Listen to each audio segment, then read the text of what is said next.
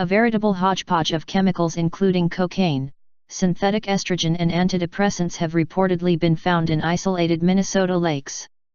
The Minneapolis Star Tribune reports that the findings indicate that some contamination has become the norm for virtually all of the waters in the land of 10,000 lakes.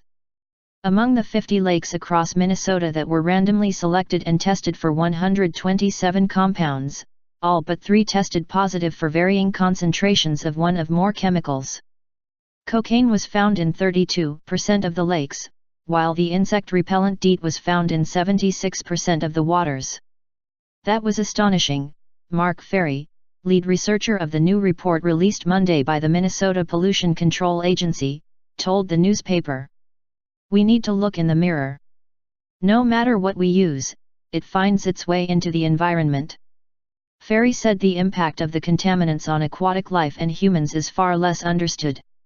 A growing number of studies have found that some chemicals, particularly those that resemble hormones, can have a strong biological effect on some species at even tiny concentrations, the newspaper reports.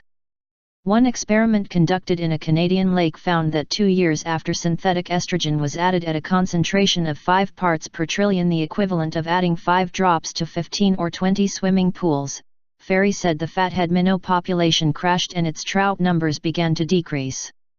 Ferrey said he was astonished that cocaine was discovered in nearly 1/3 of Minnesota lakes tested, some of which had little human use. Cocaine was the 3rd most common chemical found, following DEET and bisphenol A, a chemical from plastic.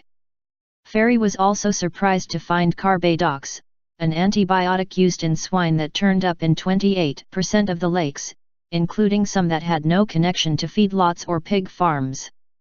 Carbadox is also a carcinogen that has been banned in Europe and Canada, Ferrey said.